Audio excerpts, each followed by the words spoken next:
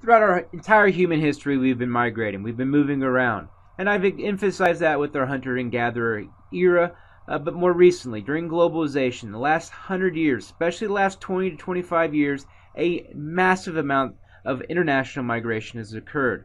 And so when we think about migration, we've got to understand how it relates to globalization with increasing communication, with advancements in technology and transportation. All of that makes it so much easier to move from one place to another. So when we think about migration, the focus of this chapter, we're going to see a lot of movement across the world, but even within the United States and Indiana.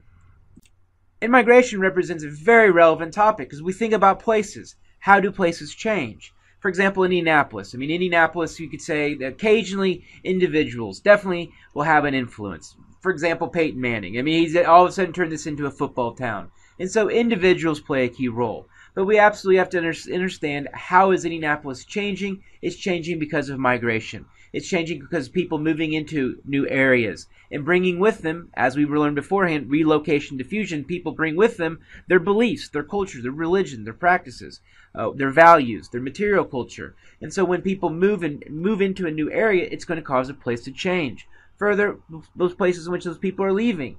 And so out migration causes a change in the place as people who typically have lived there no longer do. So we think about migration, its relevancy, we can tie it into relocation diffusion, but it's key to understanding how places change. So this is going to come up later on when we look at the elections. The elections are absolutely crucial as far as the focus is on how do places change. Well, let's look at the migration, let's look at the data. We can look at certain areas that are changing, and so subsequently we need to look at those areas. Is data changing? Are the voting patterns changing? And this is how elections are won, by understanding where changes is occurring. But we can't think of every single migration, every single experience of a migrant to be the same. We're completely different. So migration, it varies throughout the world. And we'll come back and explain that in the different types of migration. But when we understand migration, we have to understand there's some places in which it's easier to migrate to because of relaxed laws, maybe economic opportunity. Other places might have decline, which is going to force people to migrate, cause them to leave.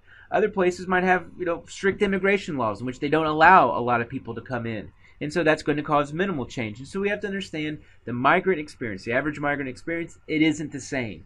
So when we look at all these different migration patterns, we have to understand there's individuals. But with that being said, we can definitely see some general trends in what we call some laws of migration.